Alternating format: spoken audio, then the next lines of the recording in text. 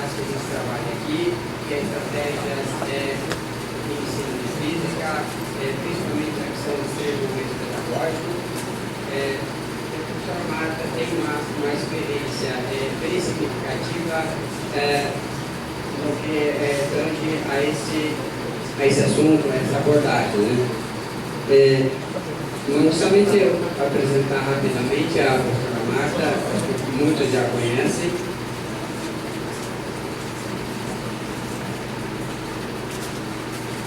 Muitos já conhecem a professora Marta, mas para quem ainda não conhece, algumas informações a respeito. Bom, a professora Marta é licenciada em Física pela Universidade de São Paulo. Ela cursou mestrado em Ensino de Ciências, modalidade Física, Química e Biologia, e o doutorado em Educação, ambos também pela Universidade de São Paulo. Atualmente, ela é professora titular da Universidade Federal do Rio Grande do Norte. Atua no programa de pós-graduação em Educação da Universidade Federal do Rio Grande do Norte, onde tem orientado teses e dissertações, coordenando projetos, como o projeto atual, o pensamento de Paulo Freire na educação brasileira, análise de sistemas de ensino, a partir da década de 1990. Então, já dá para perceber que ela vem atuando nessa perspectiva em projetos. Além disso, ela também atua com grupos de pesquisa em ensino de ciências e propostas pedagógicas baseadas em Paulo Freire, entre elas educação ambiental, educação do campo, educação à distância, tendo sido pró-reitora de graduação da Universidade Federal do Rio Grande do Norte de 96 a 99. A professora integrou de 89 a 92 a equipe de assessores do movimento de reorientação curricular concebido durante a gestão de Paulo Freire na Secretaria Municipal de Educação de São Paulo, mantendo posteriormente assessorias a várias administrações populares, municipais e estaduais em processos de reorientação curricular via tema gerador. A professora Marta tem experiência na área da educação, atuando principalmente nos seguintes temas: formação de professores, Paulo Freire, dialogicidade, educação no campo, ensino de ciências naturais e educação ambiental. Então, você tem uma vasta experiência sobre o assunto que vai trabalhar. E como nós trabalhamos, inclusive aqui no mestrado, essa concepção dos momentos pedagógicos, no primeiro momento, a gente normalmente usa o termo problematização inicial, que a gente tem como base aquele livro Ensino de Ciências, né, que foi publicado já na década de 90, 1982, né? 92. E depois a outra versão, 2002, né? E aí a gente vê no resumo que a professora Marta fala, no primeiro momento, como estudo da realidade. Certamente influenciado também influenciado pelo trabalho na Secretaria Municipal, junto com o Paulo Freire, né? O professor Demetrio, o Deus Hercópio também trabalhou. Aqui o pessoal conhece momentos pedagógicos, tendo como base, né, a gênese deles, né, o José André Angotti, o Demetrio Deus Hercópio e a professora Marta Pernambuco. Então nós temos uma autora que é a gênese desse conhecimento. Então, passo a palavra à professora Marta, que faz as suas ponderações. Boa noite, né? 7 horas já é noite. A gente está na... Eu queria começar um pouco sabendo quem são vocês. Quem aqui é estudante da licenciatura? Quem é professor da rede pública, não professor superior de educação básica? A maioria é professor de educação básica, é isso? Quem está na pós-graduação ou é professor universitário?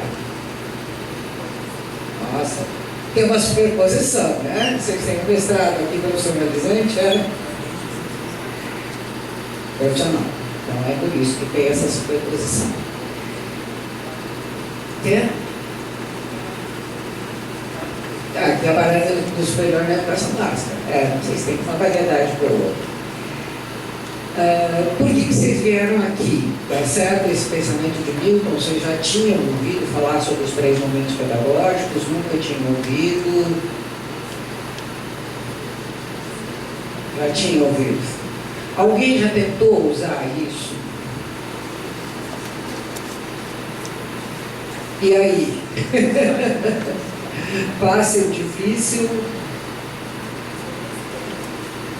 Vocês usaram para quê? Para organizar uma aula ou para organizar um programa? Programa. Aula. São as 2 experiências que são presentes. Não é a primeira transparência. Eu vou começar só com informação mesmo. Eu acho que aí pode ajudar quem está começando. A ideia dos 3 momentos pedagógicos sistematiza num trabalho que eu fiz com o Gotti, Belizoikov e Damian, mais trabalhando nessa direção, mas um elemento essencial nesse período, em que a gente trabalhou uma experiência, um projeto da CAPES que chamava Ensino de Ciências a partir de Problemas da Comunidade. E em São Paulo, Potengi, que é uma cidade a 60 quilômetros de Natal, com professoras leigas das séries iniciais do ensino fundamental. Esse projeto é uma história, a gente pode contar, mas nesse trabalho a gente sistematizou algumas coisas e a perspectiva foi sempre essa, tentar ter uma ação e a partir dessa ação ir construindo uma reflexão que sistematizasse as ações que estavam sendo feitas, então que não fosse só uma ação. Quando eles estiveram na Unisal, vocês sabem dessa história? Não? Então, vai. Há uns períodos de muito tempo atrás, final da década de 70, eles foram para um congresso internacional e acabaram desenvolvendo um projeto na Guiné-Bissau que tinha recém se libertado enquanto colônia portuguesa e que tinha ensino fundamental só até a 4ª série, que seria aqui 3º ano, não, 5º ano. 5º ano, com o ensino disseminado no país inteiro. E tinha uma meta governamental de se criar pelo menos mais 2 séries que fossem espalhadas pelo país inteiro. O país inteiro, Guiné-Bissau, é o tamanho do estado de Sergipe.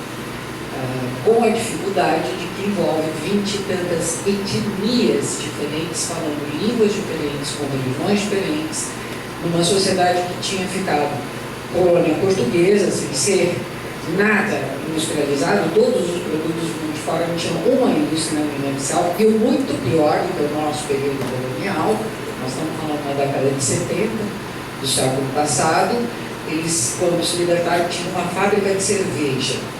Era a única fábrica existente. Todas as outras coisas eram importadas.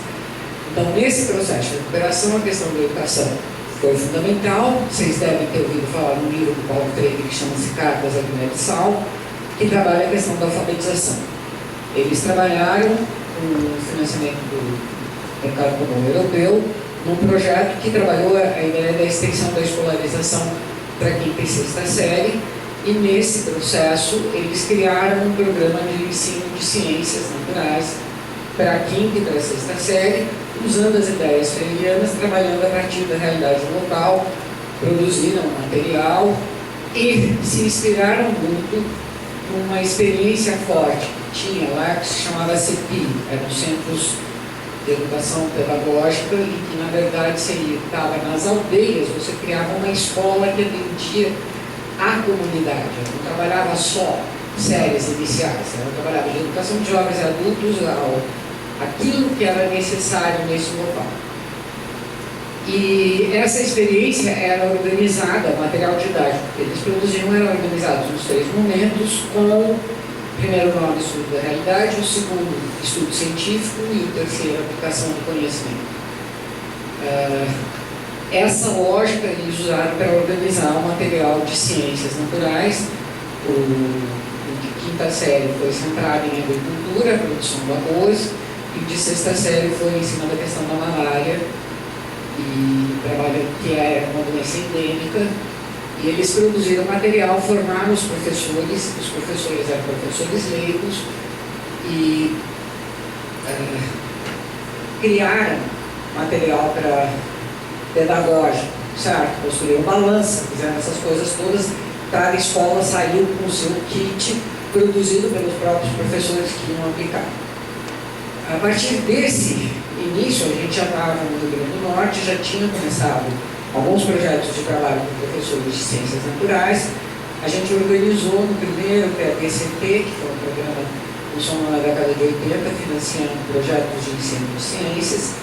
A gente organizou um trabalho em São Paulo, no Potengi, com a ideia de trabalhar a partir da realidade local e sistematizar essa experiência. Trabalhamos com São Paulo, no Potengi, tinha 15 mil habitantes na época, e trabalhamos com escolas muito seriadas. De uma professora que não tinha terceira série, que corresponderia aqui à quarta série, não conseguia escrever na língua. E trabalhamos conteúdos, inclusive teve terremoto na região, a gente fez um módulo sobre terremotos, que foi trabalhado com os meninos do que seria hoje o quarto e quinto ano. Podendo inverter, porque a turma era muito seriada, então um ano ela dava um material, outro ano ela dava outro material, de maneira que ela podia trabalhar com os alunos de quarta e quinta série juntos. A ideia é que não só se produzisse, mas a gente fosse criando os critérios que estavam por trás dessa organização. E aí a ideia dos 3 momentos pedagógicos vem dessa experiência da Guiné, do ponto de vista que você falou, para a organização da sala de aula. Um módulo didático, que a gente chamaria, começa com um estudo da realidade, que na verdade problematiza, levanta qual é a questão, em seguida o que eles chamavam de estudo científico, e no final uma coisa onde você voltava para a realidade a partir daquilo que tinha sido problematizado e do que você tinha estudado. De cara, a gente viu esse material e viu alguns materiais de educação popular que trabalhavam, muito material do MEB, que trabalhava com educação de jovens adultos no período, e descobrimos que a maioria das situações eram situações forçadas, certo? Então eu queria ensinar geometria, eu partia do lugar da fonte onde se tirava água e eu dizia, olha, essa fonte tem uma base, que é um disco, e tem um cilindro aqui, isso é cilindro, isso aqui é base, daí eu estudo geometria. E a discussão que a gente tinha, já baseado em Paulo Freire, é que o conhecimento tinha que ser significativo para o aluno e tinha que partir de um problema real para ele. E, portanto, não é estar na realidade, portanto, ter uma fonte ali que me leva, mas qual é o conteúdo que eu preciso para resolver aquilo que de fato é problema daquela realidade local. Então a pergunta começa pelo problema e não pelo conteúdo. Então o olhar não é do conteúdo para a realidade, mas o olhar é do que é problema na realidade, do que é importante se construir de conhecimento, para a partir disso a gente decidir que conteúdo trabalhar. Como que esse conteúdo se torna significativo para os alunos no primeiro movimento, onde eles vão trabalhar, estudar e discutir essa realidade local. Então, a ideia dos 3 momentos começa nessa construção em que tem um primeiro ponto que é, de fato, você parte, não é do interesse do aluno, não é do que está na vida dele, é aquilo que é uma contradição social na qual ele vive e que é significativa para gerar um tema gerador. O tema gerador sempre lida com uma contradição social percebida como tal pelos sujeitos.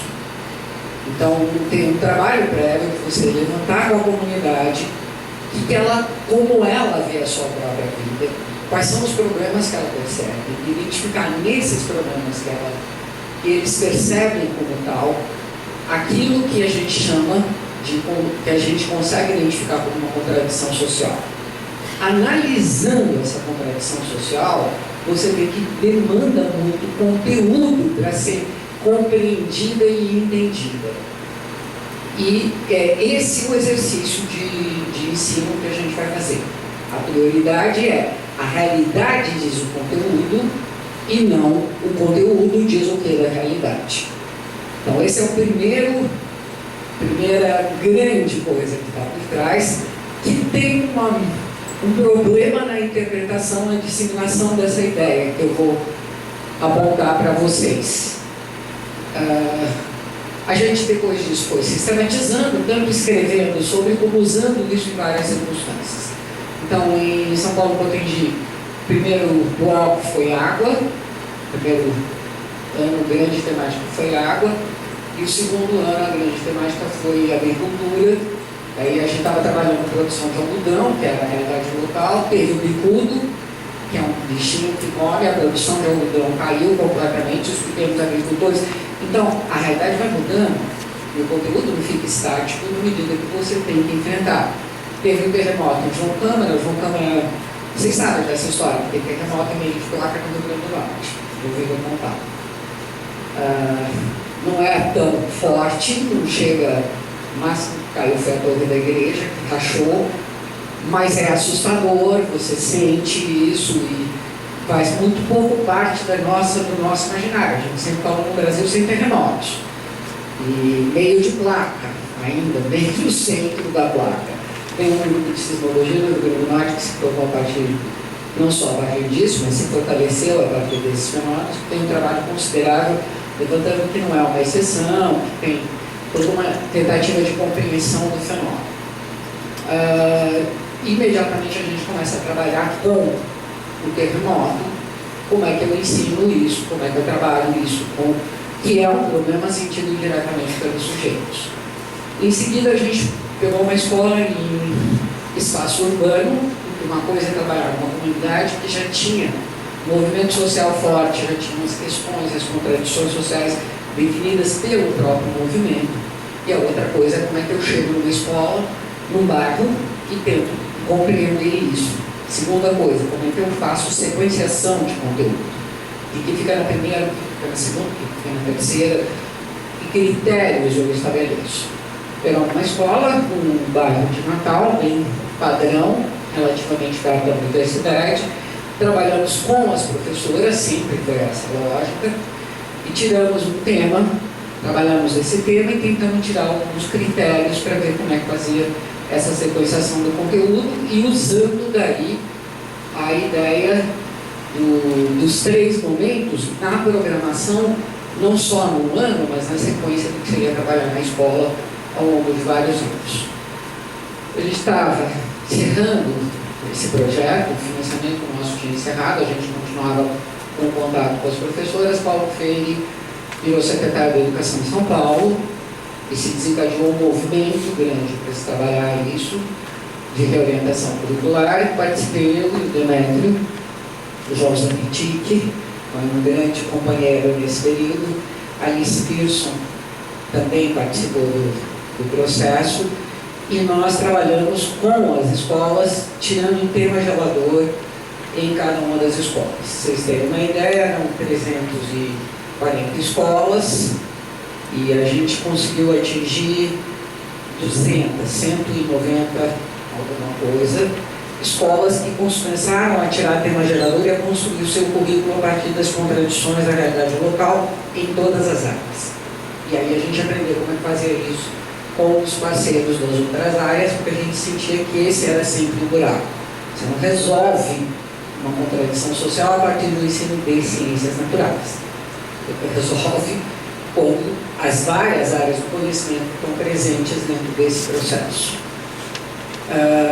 Aí sistematiza com o estudo da realidade, Milton, e sistematiza com organização do conhecimento e aplicação do conhecimento, que é um nome que a gente não consegue engolir até hoje, porque ele não funciona legal.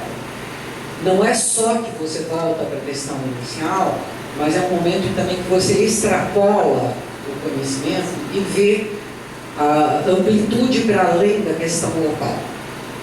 Então é a hora que você meio abre uma caixa de ferramentas, porque você aprofundou um conteúdo e você vê aonde Esses processos que foram aprendidos podem estar localizados e trabalhando em várias outras áreas. Por exemplo, a gente trabalhou com séries iniciais, sol, energia vinda do sol, como é que era a estrela, como é que ela funciona, que componentes tem, então coisas dessa ordem. Dá para fazer, dá para você trabalhar e você não dá para trabalhar em profundidade, mas dá para você abrir uma caixa de ferramentas onde o sujeito consegue pensar aquilo que ele viu localmente, como é que se extrapola, entra e pode ser visto de outra forma. Para vocês que são físicos, tem um livro do editor Watergott que tem um exemplo um livro da Cortez, que chama-se Física para o Ensino Médio, onde ele pega o grafo e outros materiais e mostra como você monta uma estrutura de conteúdo que trabalha com física contemporânea, que trabalha a partir da produção e distribuição de energia elétrica. E mostra um mapa como é que você pode ir construindo conceitos que chegam até o contemporâneo e faz sugestões de materiais que possam ser trabalhados. Ele tem várias coisas em ensino de ciências mesmo, com as séries iniciais nessa linha, e tem algumas coisas que vão acontecendo da Prefeitura de São Paulo. Da Prefeitura de São Paulo, isso ganha uma dimensão mais ampla, isso passa a servir de assessoria para outras prefeituras, e aí aparece esse nome, Gouveia da Silva, que foi um professor da rede de São Paulo, que começou a dar assessoria para outras redes e que foi ampliando essa discussão da construção da reorientação curricular via tema gerador e esses materiais e formas de trabalho para construir currículo nas várias disciplinas de uma forma integrada e sequenciado de uma forma que pudesse ir sendo mudado de tempo para tempo. Então, essa é a discussão inicial. E a ideia básica daí de problematização inicial foi uma negociação mesmo, porque quando você pega no Paulo Freire, o estudo da realidade aparece com dois significados. Ele aparece como um levantamento prévio da realidade, que se faz antes, para se levantar qual vai ser o tema gerador, que vai ser discutido com a comunidade. E depois ele era o primeiro momento da interação do professor com os alunos ou da organização do sistema curricular. Quando o livro sai pela Cortez, a gente discutiu muito sair o livro, porque a gente sabia que era um processo difícil de passar, né, do documento escrito, e aí a ideia é ter bastante exemplo, o livro tem vários exemplos nessa linha, e daí a gente resolveu separar e chamar de problematização inicial, já que o primeiro momento forte de sala de aula, de programação e da interação era a problematização inicial. E daí estudo organização do conhecimento. E no terceiro momento continuou a aplicação do conhecimento. Mas estou incomodado, a gente estava todo dia conversando, ainda vou ver se a gente acha uma palavra melhor para esse terceiro momento.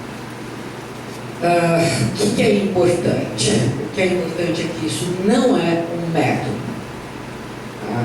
Isso é uma forma de você levar em conta, na hora em que você está trabalhando, a dialogicidade real, que parte do pensamento do outro. Então, se eu quero que alguém se envolva, e aí eu não preciso nem de Paulo Freire, todas as teorias de aprendizagem dizem que a aprendizagem significativa é aquela que o sujeito se engaja no processo. Certo? Parênteses. Que a gente já sabia disso desde a década desde o início do século XX, certo? E que os físicos estão descobrindo agora. Veja o editorial da próxima revista brasileira de ensino de física, vocês vão receber, tem a chamada de que eles descobriram que a pedagogia ativa é mais interessante do que simplesmente aula expositiva e exercício de correção, é mais eficaz. Que a neurociências aponta que é mais eficaz a pedagogia ativa, em que o aluno, você dá problemas e o aluno tenta resolver, do que você dar aula expositiva e dar lista de exercício. Bom, eles demoraram um século para descobrir, mas estão aí. Fechando parênteses.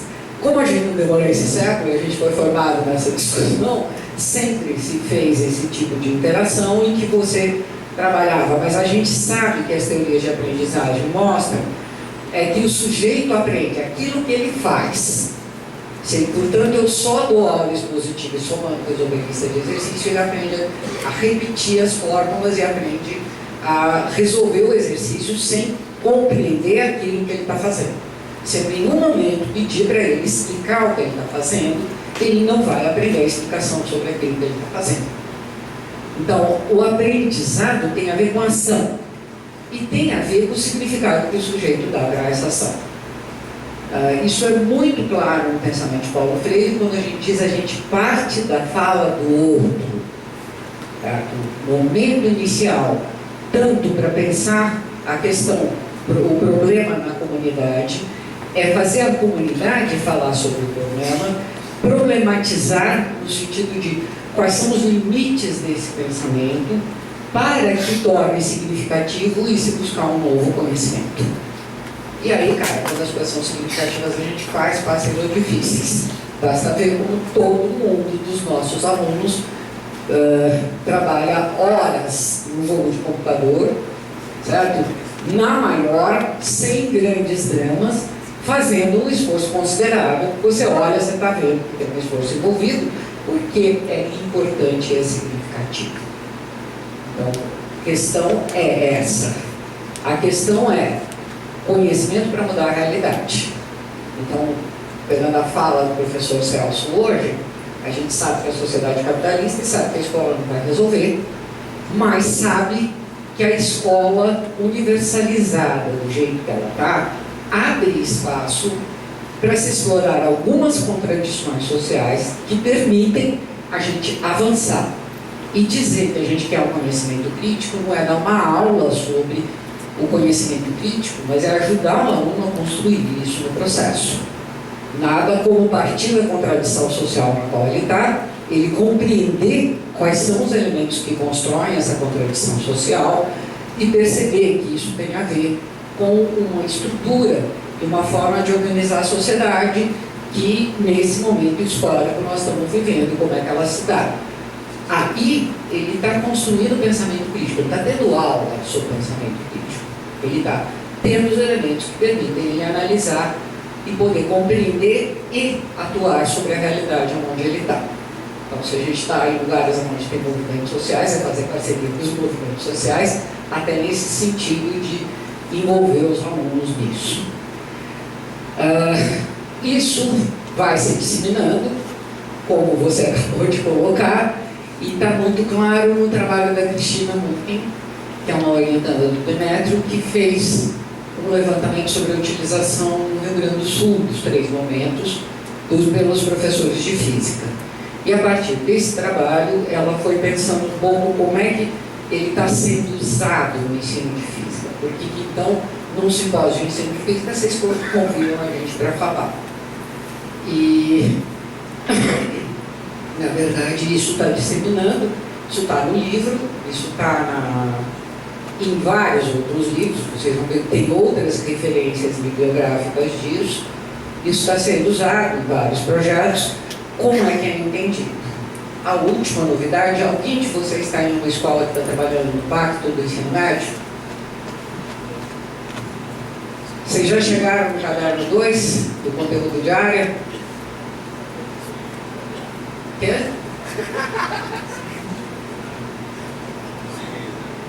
Já. Então, vocês sabem no Pacto do Ensino Médio como é que está funcionando? Todo mundo sabe.